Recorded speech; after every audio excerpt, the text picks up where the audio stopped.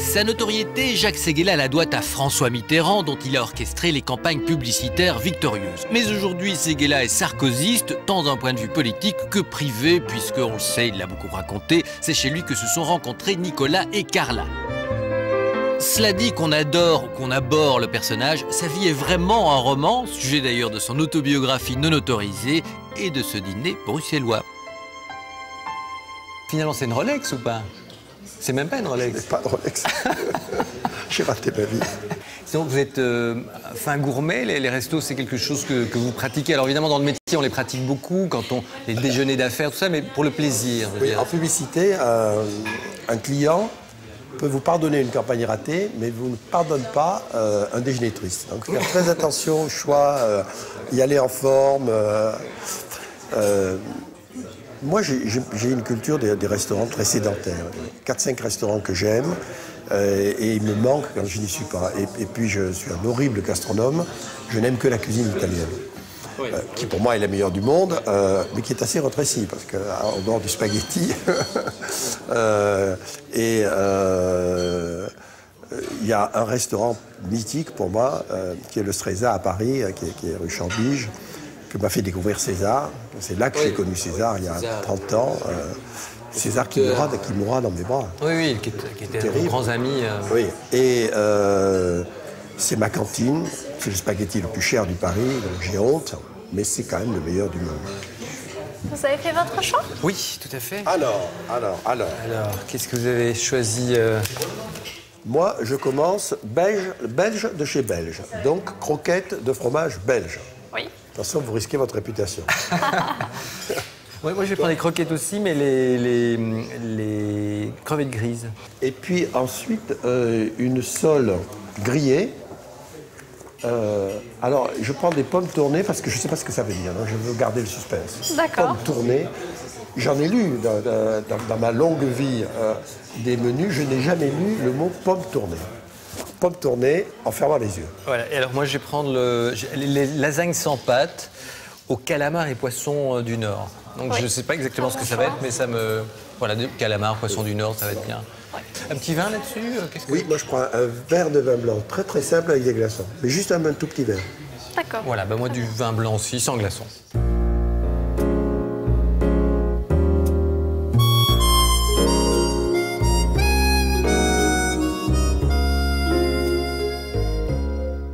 Mais au fond, aujourd'hui, donc vous êtes vice-président de Havas, qui est dans cet énorme groupe de communication qui regroupe des tas d'agences.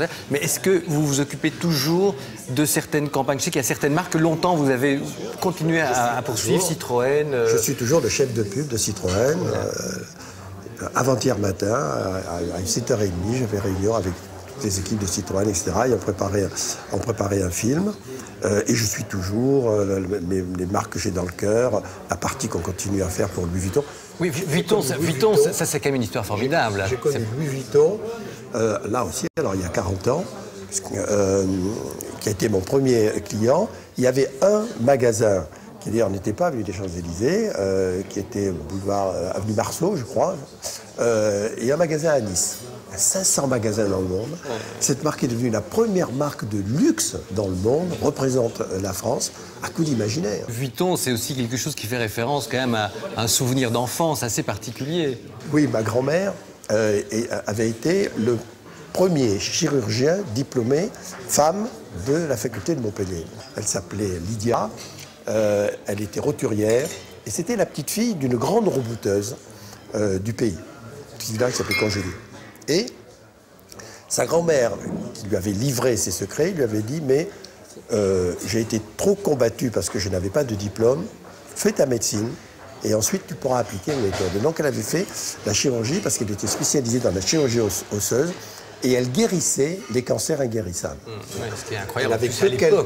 C'était l'époque, elle n'avait que quelques clients très très fortunés. qui venait à demeure chez elle, qui passait un mois chez elle, son hôtel un particulier mois de Montpellier, qui revenait hein, un mois chez eux et qui revenait chez elle, qu'elle gardait 1 an, 2 ans, 3 ans, et qu'elle guérissait pratiquement à chaque coup, qui arrivait en boitant et qui repartait en marchant normalement. Donc elle avait une réputation formidable, elle se faisait payer extrêmement cher. Au résultat, ça coûtait une fortune, c'est pour ça que seuls les milliardaires y allaient, et elle a voulu s'acheter une particule.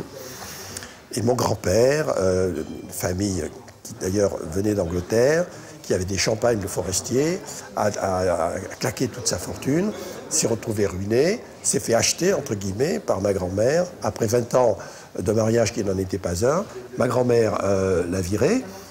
Il avait une carte de première classe dans les trains. Oui, c'est ça, c'est-à-dire que lui se balade, il n'avait plus d'appartement, mais donc il vivait dans les trains quasiment. Il habitait dans les trains. À l'époque, les trains prenaient leur temps. Il allait d'une rencontre à l'autre, il allait d'une gare à l'autre, il allait d'un de ses enfants à l'autre. Ils avaient fait 4 enfants, et d'un ami, ou même d'une amie à l'autre. Merci beaucoup. Et quand ce qui passait par Montpellier, il repérait une journée où j'étais dans un cours qui n'était pas mon cours favori, pour me faire sortir au moment de la récitation, pour m'éviter la honte de la récitation. Il me recevait dans le parloir et il vidait ses poches sur la table.